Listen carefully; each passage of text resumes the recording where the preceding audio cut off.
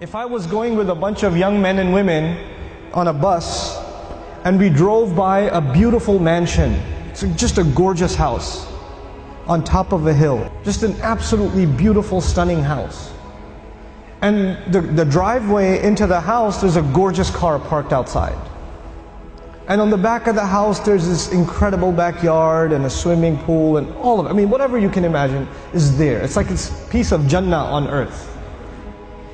And you see the guy walking into his house. We're driving on this bus and we see this guy walking into his house. And I asked these young men and women, do you think that guy's successful? Do you think he's successful? Overwhelmingly, what is going to be the response? Yeah, that's pretty successful. And the guy, look at him. Look at what he's accomplished in life. That's a pretty successful person. Okay. When you take a picture of someone graduating from college, they're shaking hands with the president of the university, they're being handed their diploma, and somebody asks you, you think that's successful? What are people going to say? You know, it's going to be Muslims and non-Muslims. Everybody's going to say that that is a kind of what? Success. When somebody gets a job, is that a kind of success? Sure. We congratulate people when they get a job. When somebody buys a house, when somebody starts a business, when somebody gets a new car, when somebody gets married, when people accomplish things in life, then we celebrate them because these are different kinds of small and big successes. Isn't that true? So the bus keeps driving and we see a man, a homeless man, who's living in a cardboard box on the street. And he looks like he's wearing clothes from a couple of years.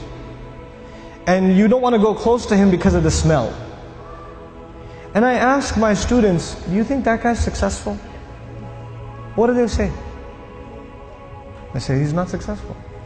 Now imagine if I was riding in this bus, but in this bus there were not Muslim boys and girls, but they were Christian boys and girls, or Jewish boys and girls, or atheist boys and girls, or agnostic boys and girls, or Buddhist boys and girls. And I asked them the same exact question. Do you think their answers would be the same?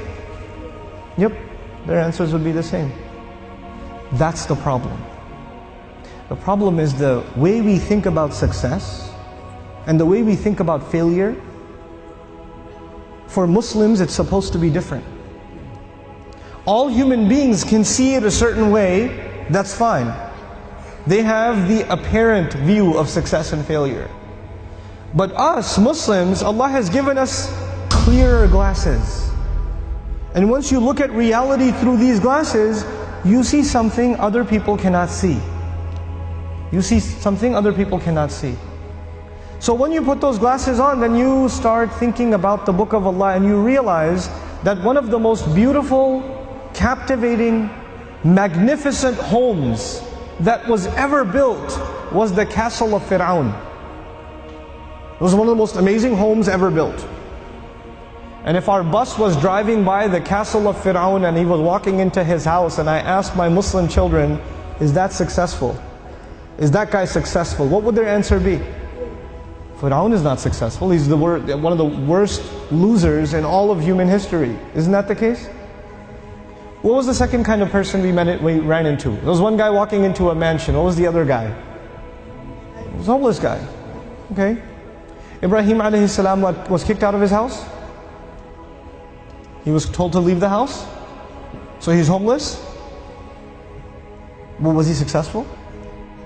He was. Actually, he's one of the most successful human beings that ever lived. Now the Quran is teaching me that a homeless man is successful and an incredibly wealthy man is what? A failure. You know what the Quran is teaching me? The Quran is teaching me that success has nothing to do with wealth. And failure has nothing to do with poverty.